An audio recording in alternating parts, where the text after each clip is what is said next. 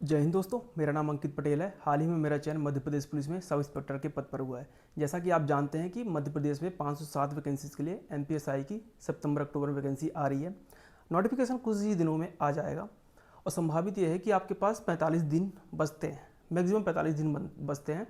तो आप कैसे तैयारी कर सकते हो इन 45 दिनों में। प्रीलिम्स, आज मैं प्रीलिम्स फोकस्ड पूरी स्ट्रेटजी बताऊंगा।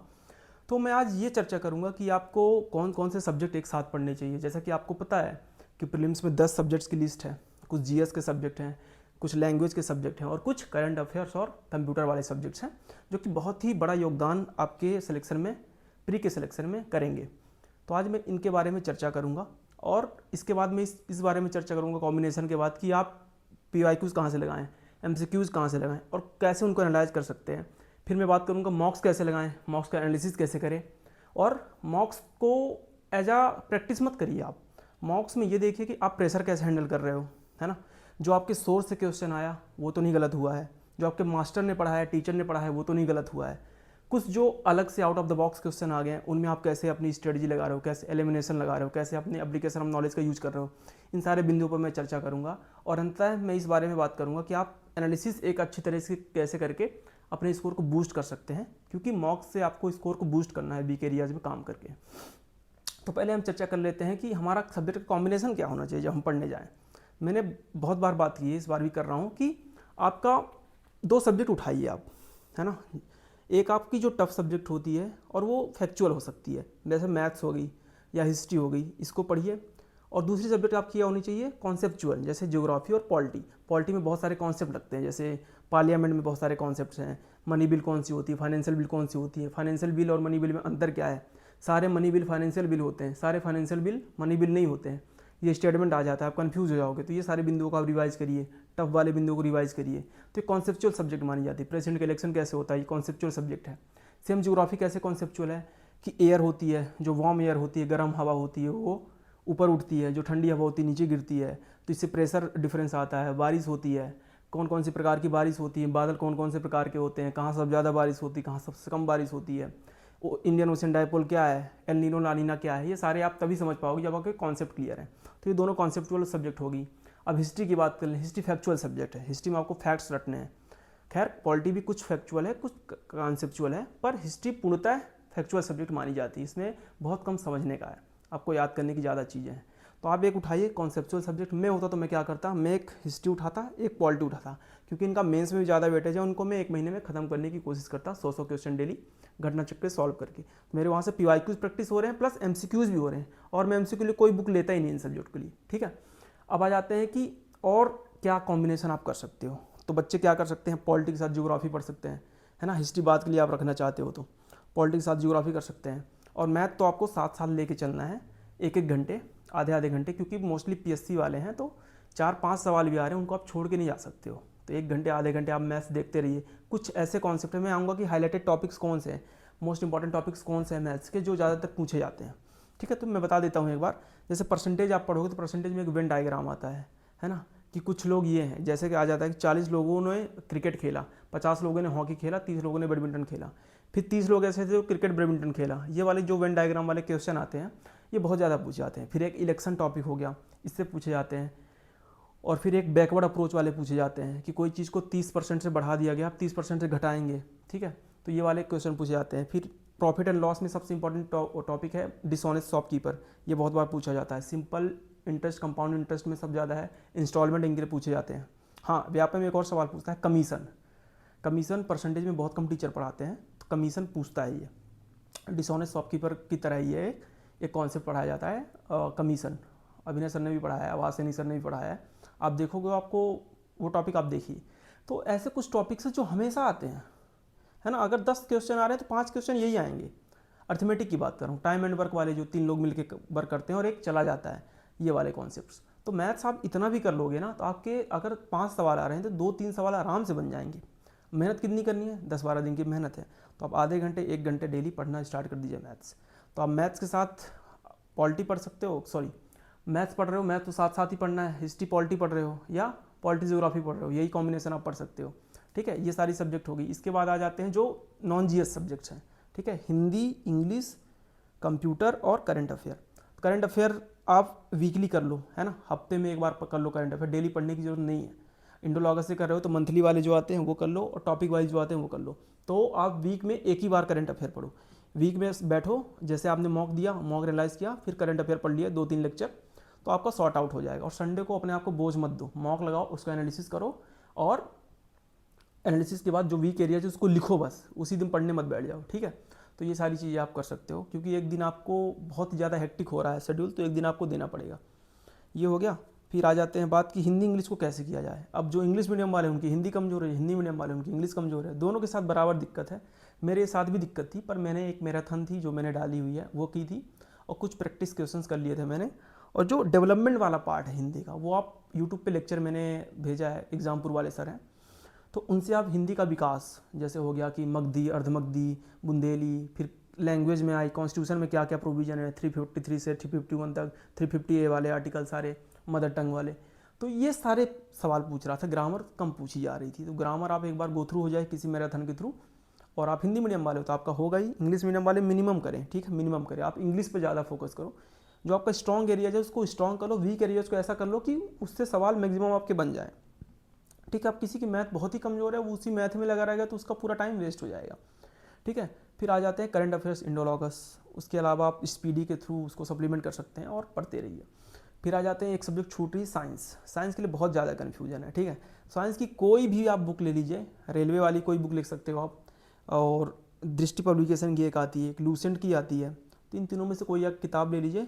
साइंस में मेन है प्रैक्टिस। जब से व्यापम में एप्टेक ने पेपर बनाना शुरू किया है तो बहुत ज़्यादा एनालिटिकल और स्टेटमेंट वाले क्वेश्चन दे रहा है, तो आपका जो नॉलेज होगा वही यूज होगा, एनालिटिकल नॉलेज वहाँ पे यूज होगा। तो यदि कॉम्बिनेशन की बात, आप क्या क्या कॉम्बिनेशन पढ़ सकते हो, एक बार मैं रिपीट कर देता हूँ। आप हिस्ट्री के साथ पॉलिटी पढ़ सकते हो, पॉलिटी ज्योग्राफी पढ़ सकते हो, यही दोनों कॉम्बिनेशन रखिए। और साथ में आप हिंदी या इंग्लिश, जो हिंदी मीडियम वाले हैं वो हिंदी और इंग्लिश, और जो इंग्लिश मीडियम वाले वो हिंदी पर फोकस करें अभी।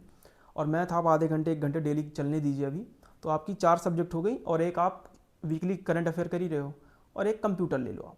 अभी आप साइंस छोड़ भी सकते हो तो कोई दिक्कत नहीं है आने वाले दिनों में, क्योंकि साइंस अभी भूल भी जाती है, बहुत ही ज़्यादा भूलने वाली सब्जेक्ट होती है, तो आप लास्ट के दिनों में कर सकते हो साइंस, पर इतनी सब्जेक्ट तो आप पहले कंप्लीट कर लो, है ना। तो ये आपकी एक स्ट्रेटजी होनी चाहिए। और साइंस के सवाल ऐसे आते हैं कि आप जो पढ़ के भी जाओगे तो नहीं बनेंगे वहाँ, तो आपको application of the knowledge use करना पड़ेगा जब से एप्टेक आया है। तो एक प्रॉपर स्ट्रेटजी ये होनी चाहिए कि मैं ये सब्जेक्ट पढ़ रहा हूँ, एक साथ 10 सब्जेक्ट संभव नहीं है ना, संभव नहीं है एक साथ 10 सब्जेक्ट पढ़ना। तो आप ऐसे पढ़िए, ऐसे कॉम्बिनेशन को चूज करिए अपनी स्ट्रेंथ के हिसाब से, अपनी वीकनेस के हिसाब से, और इस पर लग जाइए। फिर आ जाते हैं प्रैक्टिस कहाँ से करें, तो इंडिविजुअल मैं बताऊंगा। हिस्ट्री पॉलिटी के लिए घटना चक्र के अलावा कुछ मत लगाइए। ज्योग्राफी के लिए सुदर्शन गुर्जर से अगर पढ़ रहे हो तो उनके पढ़ने के बाद आपको कुछ लगाने की भी ज़रूरत नहीं है, आप लूसन लगा सकते हो या PYQ लगा सकते हो। बहुत ही बेहतरीन टीचर है, उनके जैसा टीचर बहुत ही बेहतरीन टीचर, आपको कुछ लगाने की जरूरत नहीं, पूरा वो रटा देते हैं क्लास में ही और कॉन्सेप्ट के साथ। फिर आ जाते हैं साइंस। साइंस के लिए आप घटना चक्र लगा सकते हो तो लगाइए, नहीं तो लूसेंट की जो आती है ऑब्जेक्टिव वो लगा लीजिए, ठीक है। और व्यापम के PYQ सारे लगा लीजिए। व्यापम के PYQ को प्रायोरिटी दीजिए, जो कांस्टेबल में पूछा गया, जो SI में पूछा गया है, और 300-400 सवाल तो होंगे ही, तो इनको आप प्रायोरिटी दीजिए। फिर आ जाते हैं कि हिंदी इंग्लिश की प्रैक्टिस कहाँ करें, बहुत लोगों ने पूछा।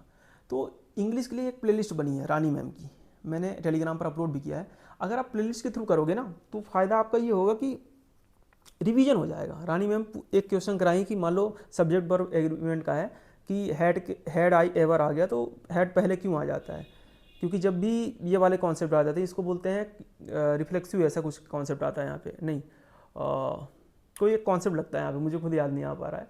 तो ये वाला कॉन्सेप्ट पढ़ाती हूँ वो, तो हैड क्यों पहले आ जाता है, हैड आई नेवर ऐसा करके, तो पूरा रिवाइज करवा देंगे आपको कॉन्सेप्ट, ठीक है। रिफ्लेक्सिव प्रोनाउंस वाले जो होते हैं पूरा रिवाइज करवा देंगे। अब वहीं पे आ गया कि वन ऑफ द स्टूडेंट्स, तो यहाँ पे स्टूडेंट्स प्लूरल क्यों आ रहा है, ठीक है, क्योंकि मेरे कुछ दोस्तों में से एक, इसलिए दोस्तों में से मतलब स्टूडेंट्स में से एक, वन ऑफ द स्टूडेंट्स, इसलिए यहाँ पे सिंगुलर आ रहा है, और जो प्लूरल स्टूडेंट्स प्लूरल इसलिए आ रहा है, तो वो पूरा रिवाइज करवा देंगे आपका, ठीक है। ऐसे ही सेंटेंस अरेंजमेंट में कि क्या क्या ध्यान देना चाहिए सेंटेंस अरेंजमेंट जब आप कर रहे हो, तो आपको पढ़ के नहीं करना है, आपको क्लू ढूंढना है। जैसे हु लिखा है, हु के बाद किसी की चर्चा हुई होगी, हु, तो वहाँ पे ढूंढो कौन सा आदमी की चर्चा हुई है, ऐसे करके लिंक करके आप PQRS जो होते हैं सेंटेंस अरेंजमेंट उनको भी कर सकते हो।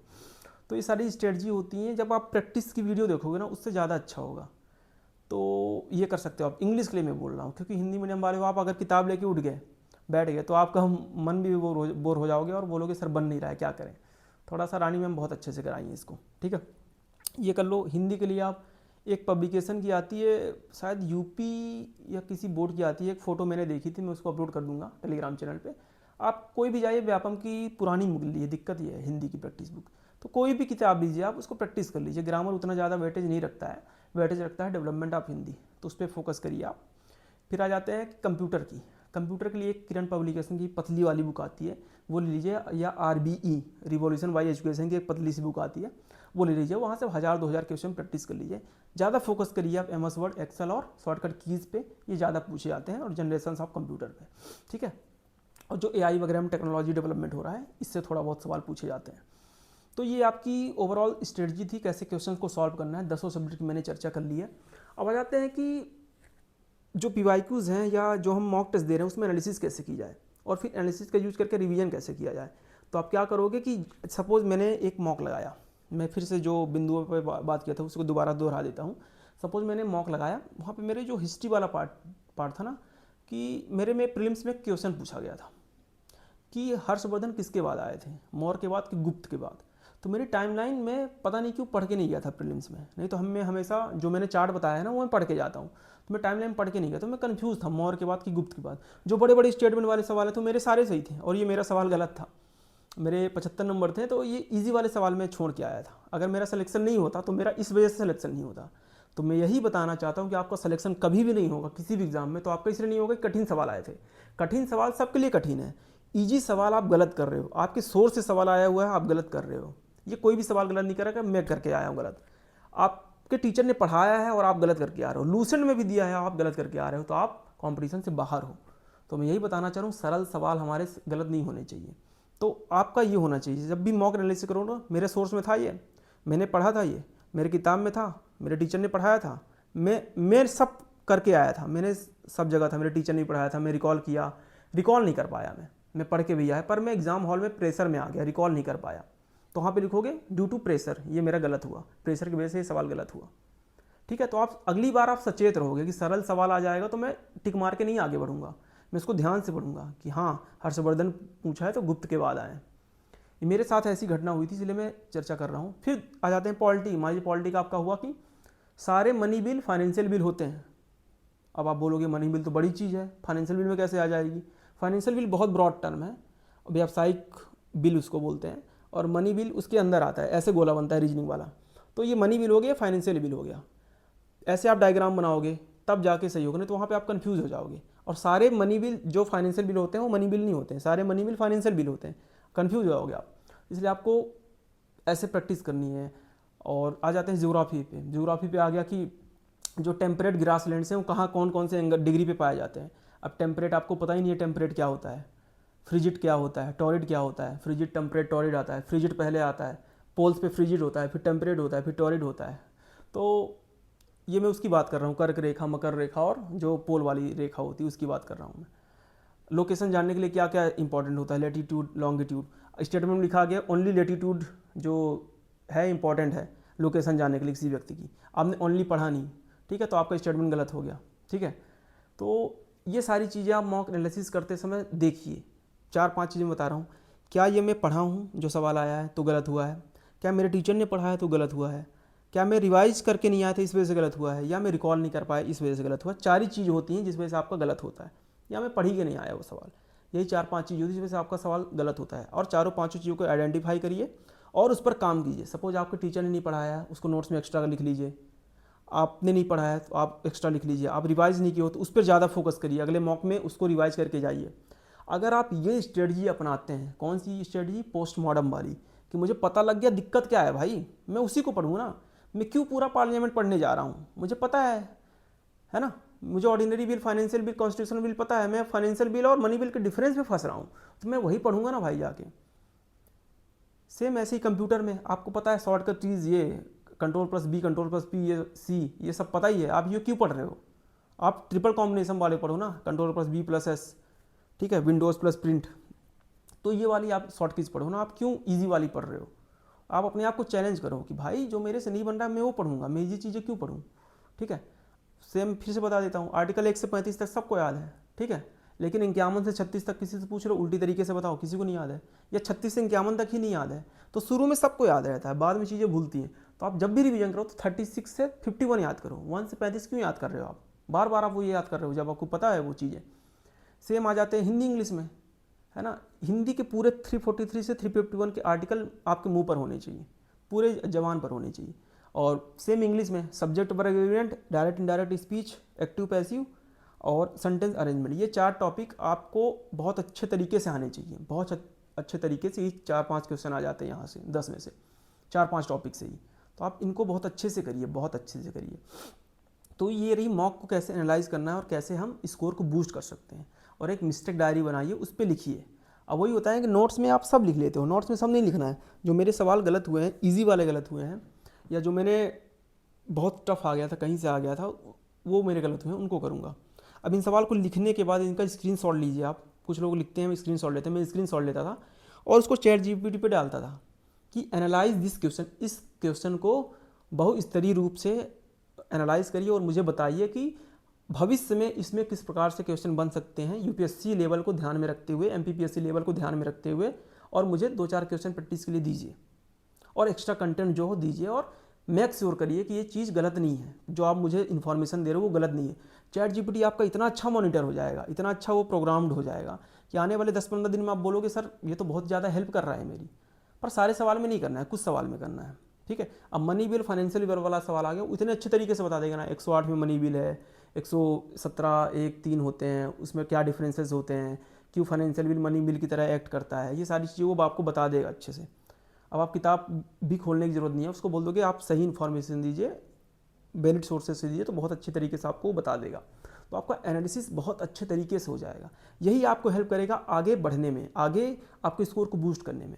तो एक बार मैं रिपीट कर देता हूँ, सारे टीचर्स, सारे सोर्सेस आपके शॉर्ट हो जाने चाहिए अब तक। अब टाइम नहीं है आपके पास, 15 अगस्त आ गया है, मेरे को भी वीडियो बनाते हुए 28 दिन हो गए। 17 तारीख को मैंने पहले वीडियो अपलोड करी थी और बहुत अच्छे लोग गाइडेंस दे रहे हैं, ठीक है, बहुत अच्छे लोग गाइडेंस दे रहे हैं। जानू यादव, ऋचा पटेल हैं और ये लोग बहुत अच्छा गाइडेंस है। जीतन भैया हैं, है ना, ऑलरेडी QRF में पोस्टेड है, बहुत अच्छी गाइडेंस दे रहे हैं। सब यही बता रहे होंगे सोर्स, क्योंकि हमने मेहनत करी, हमने एक सोर्स पकड़ा है और उसी पे टिके रहे हैं। तो आप इन सोर्सेज को ध्यान में रखिए, एक टीचर पकड़िए, एक बुक पढ़िए, एक प्रैक्टिस बुक पकड़िए, घटना चक्र से बेस्ट कुछ नहीं हो सकती। आप लगाइए तो सही, 50 सवाल ही लगाइए। मॉक एनालिसिस कैसे करना है कि आपके वीक एरियाज पे ज़्यादा फोकस करना है, और जो आपको गलती हो रही है दोबारा मेक श्योर करना है नेक्स्ट मॉक में रिपीट ना हो, और आपको एनालाइज करके नेक्स्ट मॉक में पूरा रिवीजन करके जाना है पुराने मॉक्स का, फिर ही नेक्स्ट मॉक देना है। मॉक कैसे देना है, एक हफ्ते में 2 मॉक दीजिए आप, अभी एक हफ्ते में सिर्फ 2 मॉक दीजिए, डेली मॉक मत दीजिए। अभी आपको ज़्यादा से ज़्यादा पढ़ाई पे फोकस करना है। मैं एलिमिनेशन टेक्निक्स पे वीडियो इसलिए नहीं बना पा रहा हूँ कि आप पढ़ तो लीजिए, वो तुक्का नहीं होता है। पहली प्रायोरिटी किसको दी जाती है, नॉलेज को। नॉलेज से सर्वोपरि कुछ नहीं है। नॉलेज के बाद क्या आता है आपका, रिकॉलिंग, रिवीजन कर पा रहे हो कि नहीं पा रहे हो, रिवीजन करना है। फिर आता है एलिमिनेशन टेक्निक्स, वो टेक्निक कुछ नहीं होती है, आपका एप्टीट्यूड डेवलप हो जाता है। इतने सारे सवाल लगा लोगे ना आप घटना चक्र के, आपका एप्टीट्यूड खुद ही डेवलप हो जाएगा। वो सारी चीज़ें मैं लाऊंगा, मैं जल्दी iPad ले लूँगा, अभी तनख्वाह भी नहीं आई है, तो मैं लेने के बाद उस पर अच्छे से मैं एनालिसिस करके पूरे सब्जेक्ट में एनालिसिस करूँगा और मैं बताऊँगा मैं कैसे क्वेश्चन अप्रोच करता था। क्योंकि मेरी भी तैयारी नहीं हो पा रही थी, मैं फिजिकल की तैयारी कर रहा था MP कांस्टेबल की, इसलिए मेरी तैयारी उतनी अच्छे से नहीं हो पा रही थी। तो मैंने कैसे तैयारी की, मैं कैसे अप्रोच करता था एग्ज़ाम को, प्रेशर कैसे नहीं आता था मेरे पास, तभी मैंने 30 एग्ज़ाम निकाले हैं।